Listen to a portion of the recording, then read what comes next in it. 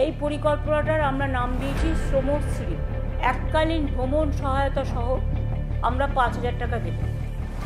দেখুন, আজকে বাঙালি যেভাবে আক্রান্ত হচ্ছে, আজকে যে মানুষগুলো ফিরে আসছে, তাদের তো ন্যূনতম জীবন জীবিকার জন্য টাকার প্রয়োজন আছে।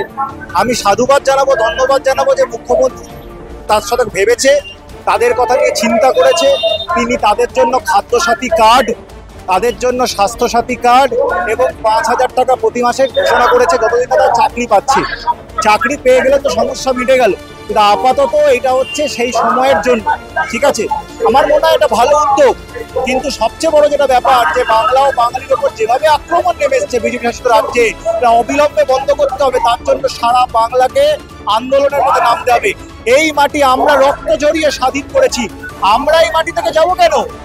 যারা দালালি করেছে তারা এই মাটি ছেড়ে যাবে, আমরা যাব না। যারা দালালি করেছে, আপনি যদি সেলুলার জেলে যান, সেখানে শুধু বাঙালির নাম পাবেন।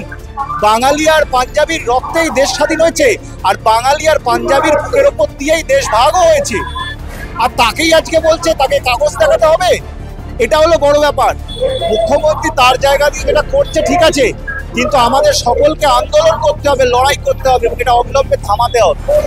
ওরা যে বিজেপির লোকেরা যে দিল্লিতে যায়, ওদের নেতাদের পা ধরতে, যে দালালি করতে, পা চাটতে যায়, তার জন্য 5,000 টাকা দিনে পায় বোধহয়, তাই জন্য বলেছে।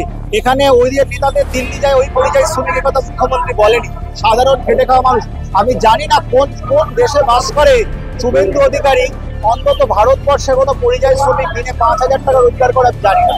শুভেন্দু অধিকারী করতে পারে, সাধারণ খেটে খাওয়া মানুষ করে। আরেকটি সিনেমা নিয়ে বিতর্ক চলছে, দ্য বেঙ্গল ফাইলস। কি বলবেন, এটা কি ভোটকালীন পরিস্থিতিতে কি এই ধরনের সিনেমাগুলো বের করে বিজেপি সাহায্য করে? বিজেপি 2026-এ জিততে পারবে না জানে, তার জন্য যা করা যায় তারা চেষ্টা করছে।